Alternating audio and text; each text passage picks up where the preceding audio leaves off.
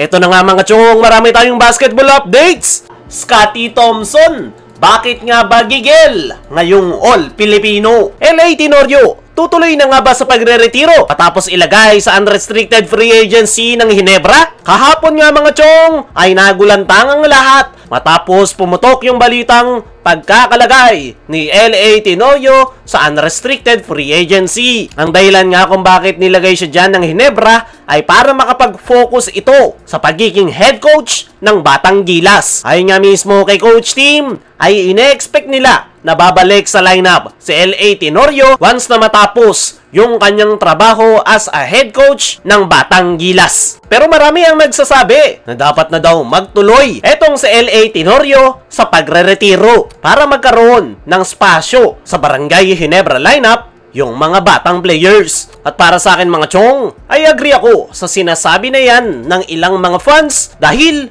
wala na nga itong dapat pang patunayan. Sa 13 years na suot-suot niya ang Barangay Ginebra jersey ay napakalaki na ng nagawang impact ni LA Tenorio para sa Barangay Ginebra. Sa tingin ko ay sa isip ni LA ay kaya niya pang maglaro, pero dahil nga sa hindi na siya bumabata ay hindi na kinakaya ng kanyang katawan. Kaya mas mabuting magretiro na ito. Isa pa, hindi na rin naman siya ginagamit pa ni Coach Tim Cone. Mapapansin nyo yan sa mga nakalipas na laro ng Ginebra dahil mas nakafocus na si Coach Tim sa mga batang players ng kanyang kupunan. At kung tuluyan ang magre-retiro etong si LA Tenorio ay panigurado naman na may magiging trabaho pa rin ito sa Barangay Ginebra dahil ayon sa ating mga trusted source ay may nakaabang ng position etong si LA Tenorio sa coaching staff ni Coach Tim Cone. Yung ginagawa na lang ni LA sa Barangay Ginebra ay paggagabay at pagtuturo ng triangle offense sa kanilang mga bagong players at magagawa pa rin niya yan bilang parte ng coaching staff ni Coach Tim Cone. Kaya para sa akin mga chong ay mas magandang magretiro na etong si LA Tenorio para magkaroon ng spasyo sa kanilang lineup at mabigyan ng pagkakataon na makapaglaro yung kanilang mga batang players gaya na lang netong si Paul Garcia na nabuburo lang sa kanilang team practice. Sa ngayon ay pansamantala yung pagiging unrestricted free agent netong si LA Tenorio. Tuloy-tuloy pa rin yung kanyang pasahod sa Ginebra habang nakafocus sa Batang Gilas. Ayon nga sa ating mga trusted source ay ang gusto na lang ni LA Tenorio bago siya tuluyang magretiro ay makuha ng Barangay Ginebra ang kampyonato ngayong All-Filipino. Pero tignan na lang natin yung magiging announcement netong si LA Tenorio sa mga susunod na araw kung tuluyan na nga ba itong magre-retiro bilang professional basketball player. Dumako naman tayo dito sa kabilang balita. Scottie Thompson,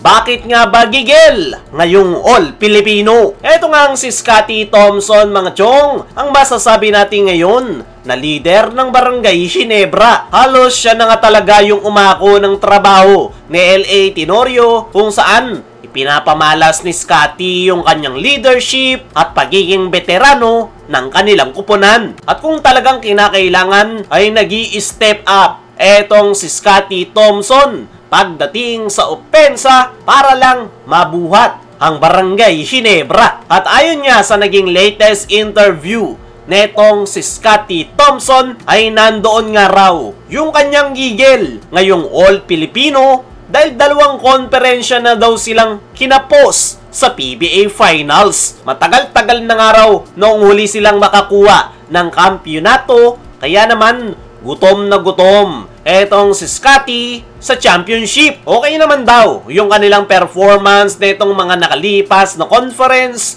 pero kinakailangan nga raw nilang i-overcome ang lahat ng kanilang mga naging problema at doblehin yung kanilang naging effort, lalong-lalo na ngayong All-Filipino na pinakamahirap na konferensya sa PBA. Wala nga raw si Justin Brownlee, kaya naman kinakailangan daw talaga nilang mag-step up at maglaro as a team kung gusto nilang makuha ang kampyonato.